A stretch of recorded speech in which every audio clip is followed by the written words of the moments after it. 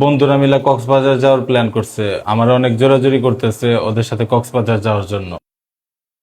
আচ্ছা শোন, তোদের সাথে কক্সবাজার যাইতে পারবো না রে, অনেক জরুরি একটা কাজে আটকে পড়ছি। মানে হঠাৎ করে বাসায় এমন একটা ভেজাল হয়ে গেল, কি করবো বেটা বুঝতেছি না। মানে হঠাৎ করে আমার বউটা এমন অসুস্থ হয়ে পড়লো, মানে এখন বিছনা থেকে উঠতে পারতেছে না। এখন হসপিটালে নেওয়া লাগে কিনা বুঝতেছি না। আরে কি বলছিস তুই? আজকে সকালেই না তোর বউ ফেসবুকে স্টোরি দিল যে যে স্বামী তার বউয়ের কথা শুনে সে পৃথিবীর সব থেকে সুখী মানুষ। আরে বেটা, সকালে সুস্থ ছিল, স্টোরি দিছিল ফেসবুকে, এখন হঠাৎ করে কেমনে করে অসুস্থ হয়ে গেল বুঝতেছি না।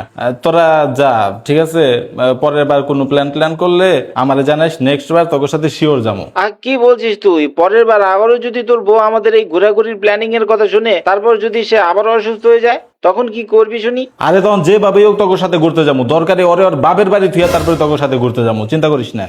রাখলাম। আরে তুমি রাগ করো না, কিছু একটা বইলে তো বন্ধুকে বোঝানো লাগবো যে আমি তোমারে দেখে ভয় পাই না, আমি অনেক সাহসী। এটা কিছু না, এটা একটা জাস্টিং। আমার লাভ লস নেই, আমার লাইফটাই লস।